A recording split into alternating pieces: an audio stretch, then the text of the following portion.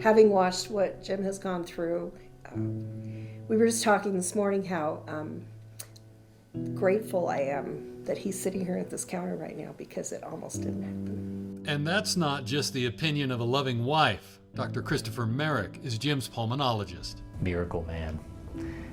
I have no explanation as to why he is still alive and doing as well as he is.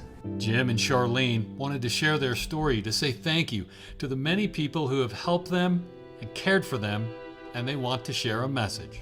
My message would be to remember that COVID can get anybody at any time, and it can get you just in a minor way, or it can take you all the way to the graveyard, just as quick as that. Before the pandemic, I was actually in vibrantly good health. Jim did have an autoimmune condition diagnosed a few years ago that he was managing very well, and the Needhams were taking COVID precautions seriously. He was on 3 immune suppressant drugs, so we knew that his doctor had told him, if you even get a cold, you need to go to the emergency room. Jim says he'd been pretty careful, not going out much and working from home for 7 months. He's still not sure where he picked up COVID, but on Saturday, September 19th of 2020 came the first sign of trouble. Saturday night, Jim normally would have mowed, but he just didn't feel great, and so he hung out on the couch. At the time, whatever it was seemed to pass quickly. Sunday morning, he said, I feel great.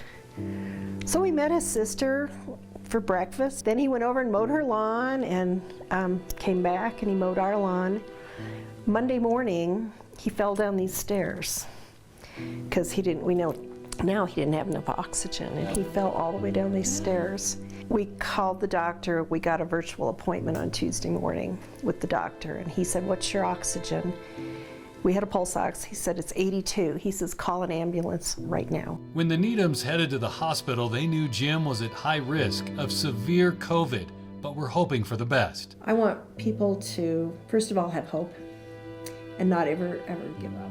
Jim's turn for the worst hit in a matter of days. He mowed both our lawn and his sister's lawn on Sunday, and we hospitalized him on Tuesday.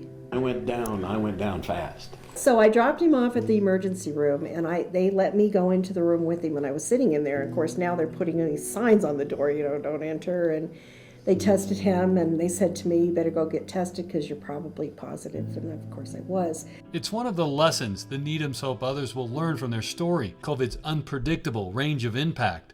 While Jim was struggling, for Charlene, it was very smooth. Yeah, I was just tired, really tired. As Jim's disease took a very different path. When they finally were going to admit him to a room, I said to him, this may be the last time I ever see you. And I kissed him, knowing full well he was positive. At that point, it didn't really matter. But I said, this could be the last time I ever see you. And turns out that almost came true. For nearly 6 weeks, Jim Needham was unaware that he was fighting for his life, as were many healthcare professionals. My experience, of course, picks up when I woke up, because I was unconscious for a long time. So a lot happened to me way before I had any memory or knowledge of it. His wife Charlene also had COVID and was in quarantine at home when Jim was first hospitalized. She kept in touch with him as best she could. He had his phone and we texted each other back and forth, and it's true. His texts got fewer and fewer and fewer. Jim started out on a transitional floor, and the texts were slowing because things were going badly. It was just kind of going downhill. And I found out later on he coded while he was on that floor, and they had to, resuscitate him. On September 30th of 2020, he was placed on a ventilator, and on October 1st, Jim was moved to the intensive care unit. The day that they intubated him was the first day I could visit him, but they had already intubated him when I got there, and so I never was able to talk to him at all. And things went downhill from there. COVID is bad this way. It causes a lot of problems that people don't think about. So while he was in the ICU, and while he was on the ventilator, one day he had a seizure, and he ended up with a brain bleed. His lungs collapsed, both his lungs would collapse, and they would have chest tubes, multiple chest tubes in. He had a stroke, he had a heart attack, and all of these things were while he was in the ICU, unconscious. Once Charlene was cleared from her quarantine and could go safely to the hospital, it became her daily routine. And I would go to the hospital in the morning. I'd get there about 9 or 10 o'clock, and I stayed there all day. Just sat outside his room and just watched the numbers. And he had this huge room, and you couldn't really see the monitors very well because he was so far back in the room. But I had a little set of binoculars, and I would sit there with my binoculars and watch the monitors. And I even had the doctors ask me one time, could we borrow those binoculars? Because I could sit there and see his oxygen level at 40 or 50 and knew where it needed to be. And I would just try to will those numbers up. One day they said to me, he can't sustain this level throughout the day. So if you need to bring people in, call people in, today's the day you should do it. Charlene asked her 86-year-old mom, who had also gotten COVID along with Jim and Charlene and had recovered, to join her. She came and sat with me, and we just sat there and prayed and tried to will those numbers up. And he didn't know we were there, at least consciously. He didn't know we were there, but I know he knew. He knew we were there. It did my heart good. That's the best I can say. It was important for me to be there and see what was happening. Somehow, Jim survived that day, and when he later learned of Charlene's constant presence, It didn't surprise me that she had been there standing her ground at my doorstep in the lockdown facility here in Colorado Springs. She won the hearts of everyone in the ICU by her dedication to her husband. She would sit outside his room, and she would dedicatedly sit out there and watch the numbers. And she would ask very intelligent, appropriate questions. And she would also let us do our job in caring for her husband. Some family members get pretty defensive in trying to care for their loved one, which can be troublesome to the relationship between the medical care team and the patient. But she really augmented that relationship and helped us a lot in keeping an eye on him. He had it as bad as you can possibly get it. He had every component of it, from the lung disease, the lung injury, to the scarring of the lungs now that we're dealing with. on November 1st, Jim finally woke up 6 weeks and 2 days after Charlene had taken him to the emergency room in September. The nurses down there at UC Health, they were fantastic. I mean, they knew I was waiting for the day he was going to wake up, and they had taken him off the paralytic drugs, and they were pulling him out of sedation slowly. And then that morning I was going to come down, and she called me on the phone, and she said, I just want you to know that he's awake. And when I got there, she had a chair sitting by the bed for me so I could go in and, but you were awake, but you really weren't awake. Your eyes were still like little slits, but at least he was kind of coming out of it. And that's where Jim's memories begin. So my experience starts at the beginning of recovery. And the recovery was brutal, just brutal. When I woke up, I couldn't move anything except a little bit of head motion, and I could move my shoulders a little bit, but nothing else. So I had to start all the way from learning how to swallow and then progress very, very slowly. And through that entire process, Charlene was always there. After I did wake up, I moved from hospital to hospital for quite a while. We started out at Memorial Central here in Colorado Springs, but ended up at UC in Anschutz up in Denver, and then at a long-term care facility hospital in Denver, and lots of moving around.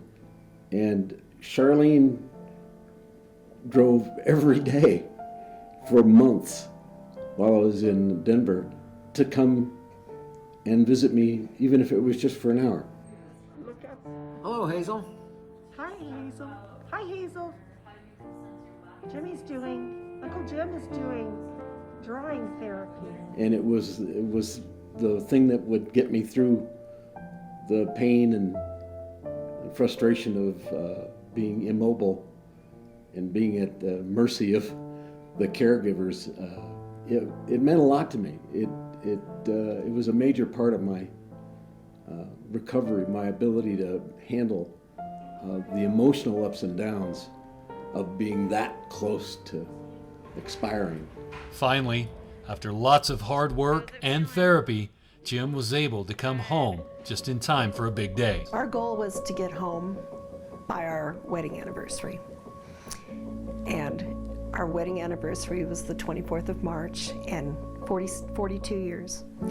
And we came home on the 23rd of March. We fought really hard, and he fought really hard to get into the therapy floor at the hospital because he knew that was the only way he was going to get home. I was hoping for very little fanfare, and that was good. There wasn't much, just the yellow ribbon, and that was it. And we got home, and because honestly, by the time we got here, I was ready to go lie down. And for as sick as he was, for as long as he was that sick, he's doing really spectacular. What I can say about Jim is he does have a true long hauler type phenomenon in the sense that he was sick for so long, he will remain sick for time to come. And by that I mean he'll just be weak and on oxygen. So I had to start all the way from learning how to swallow and then progress very, very slowly to the point where I can walk now, but at great expense to my endurance and my lung capacity. The hardest part for me has been the enforced slowness of the recovery. Since our interview, Jim continues to make progress and even returning to some half days working from home.